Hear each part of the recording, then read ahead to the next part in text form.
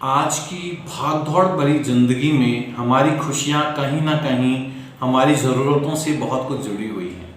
अगर हमारी ज़रूरतें कम हैं तो यकीन मानिए हमारे आस-पास खुशियों के मौके बहुत ज़्यादा होंगे और अगर हमारी ज़रूरतें बढ़ती चली जाती हैं तो हमारे घर बड़े होते चले जाते हैं, हमारे पास गाड़ियाँ बड़ी होती चली जाती हैं, लेकिन उन गाड़ियों में बैठने वाले लोग कम होते चले जाते हैं, हमारे घरों में रहने वाले लोग कम होते जाते हैं। तो अगर आप भी अपने आप को पिछले 5 या 10 साल पीछे ले जा करके देखिए कि आपके पास क्या चीज़ें थी, क्या लोग थे, और आज अगर आपकी ज़रूरतें कंट्रोल से बाहर हैं तो देखिए आज आपके पास क्या है। सब कुछ होते हुए भी आप बहुत खाली हैं। ज़रूरतें किस तरह से हमारी ज़िंदगी में प्रभाव डालती हैं, इसके लिए मैं छोटी सी स्टोरी आप लोगों को सुनाता हूँ। कुछ दिन पहले की बात है, 3 बच्चे, एक्चुअली स्टेशन हमारा घर के पास में है, तो 3 बच्चियाँ, वहाँ पर क्या है, कई लोग बाहर से आते रहते हैं, वो लोग अपना जो दिन भर में प्लास्टिक का होता है कचरा वो उठाते हैं और उनको बेच करके अपना घर चलाते हैं। तो 3 बच्चियाँ लगभग 9 साल से 6 साल के बीच की होंगी, वो तीनों बहुत छोटी छोटी सी थी। तो सुबह का समय था और मैं नहाने जा ही रहा था कि वो आई कि अंकल कुछ रोटी दे दो खाने के लिए। तो मैंने कहा ठीक है। तो घर में जो रोटी बनी थी मैंने उसमें से 2 रोटी और सब्जी निकाल के दी। जैसे एक को दी तो बाकी जो दोनों थी वो पीछे की साइड थी, वो भी दोनों आ गई। तो पानी पिलाने के लिए उन्होंने कहा, तो जैसे मैं पानी लेके गया तो मैं क्या देखता हूँ, उस 2 रोटी में से 1 रोटी उन दोनों ने अपनी छोटी बहन को दे दी और जो 1 रोटी उनके पास थी उसमें से दोनों आधे आधे खा रहे।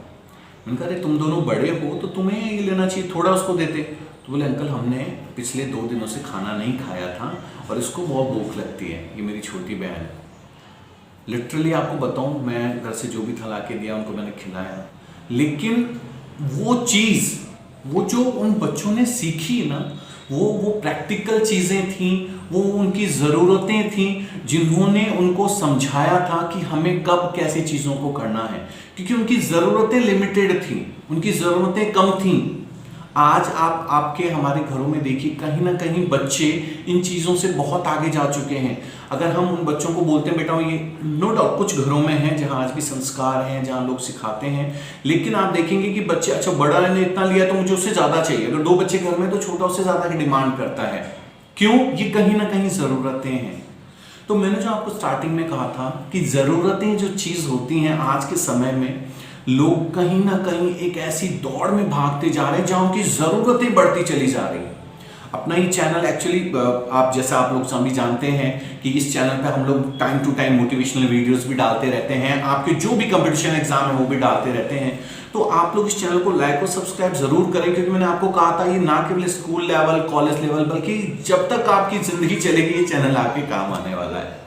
तो चलिए वो उसी पॉइंट पे आते हैं। तो ज़रूरतें क्या हो गई हैं, देखिए आज इस वीडियो को बनाने का मेरा मेन रीज़न यही है कि मैंने मेरे पिछले कुछ सालों में मैं ये नोट कर रहा हूँ, मेरे दोस्तों से, मेरे जो कलीग्स हैं या जो मेरे नोन हैं, जिनकी भी ज़रूरतें बढ़ती जा रही हैं, उनके पास नो डाउट चीज़ें बहुत फास्टली आ रही हैं, चीज़ें बहुत आ रही हैं, लेकिन वो लोग उन चीज़ों को मेंटेन नहीं कर पा रहे हैं। मेंटेन इन सेंस वो उन चीज़ों को लेकर के सेटिस्फाई नहीं हो रहे, सेटिस्फैक्शन लेवल नहीं आ रहा। देखिए सेटिस्फैक्शन लेवल भी होना जिंदगी में बहुत ज़रूरी है।